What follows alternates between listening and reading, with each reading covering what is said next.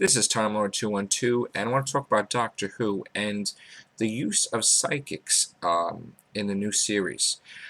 We see a lot of seasons where there's someone in the series that can predict future events.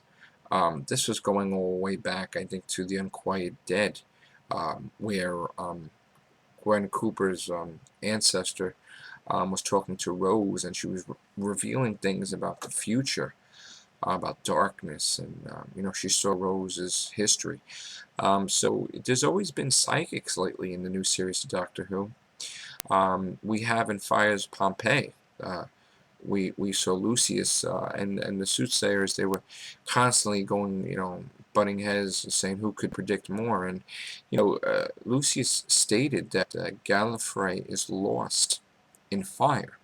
Now, what does this mean? Well, some people say, oh yeah, Gallifrey blew up and was destroyed. But he didn't say destroyed. He said Gallifrey is lost in fire, not destroyed. So, if you go to the end of time, the link is broken back into Hell Rassilon. That's what the doctor said. But if the link is broken, there is no pattern to lead Gallifrey back to its original point. So it would be lost in fire and chaos. It would go to somewhere, anywhere. It could go to a parallel universe. It can go sideways in time. It can go anywhere. So Gallifrey is not destroyed. The Time Lord survived. The Master survived. The Daleks always survived. So even more psychics, like in Planet of the Dead, he will knock 4 times. The Doctor, when he was the 10th Doctor, was worried about dying, and dying and dying and dying. And same thing, same pattern with Matt Smith in the 11th Doctor, with all these predictions, and then the Impossible Astronaut, he was worried about dying. I do hope that when we have the 12th Doctor, we don't have the same thing, because third time's not a charm. You don't want to have the Doctor always worry about dying and altering some future event. I mean, it worked in End of Time. It worked like in the 10th Doctor's time. In the 11th Doctor's time, it's a little stretching it that, he's trying to prevent his death. But, some people forgot about that with the he will knock 4 times thing, because it was so quick, I guess. But I just hope they don't have like the 12th Doctor worrying about dying and, oh my God, this fixed point and stuff like that. Let's relax a little bit with that nonsense and keep that away.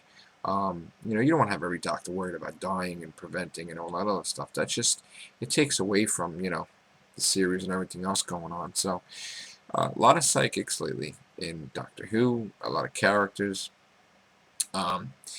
And they could have fun with it. I mean, if they wanted to, they could say that Karen Gillian, who she played a soothsayer, they could say that wasn't really a soothsayer. That was Amy Pond dressed like a soothsayer because something happened in Fires Pompeii that she had to investigate with the 11th Doctor, and they can go back to that time.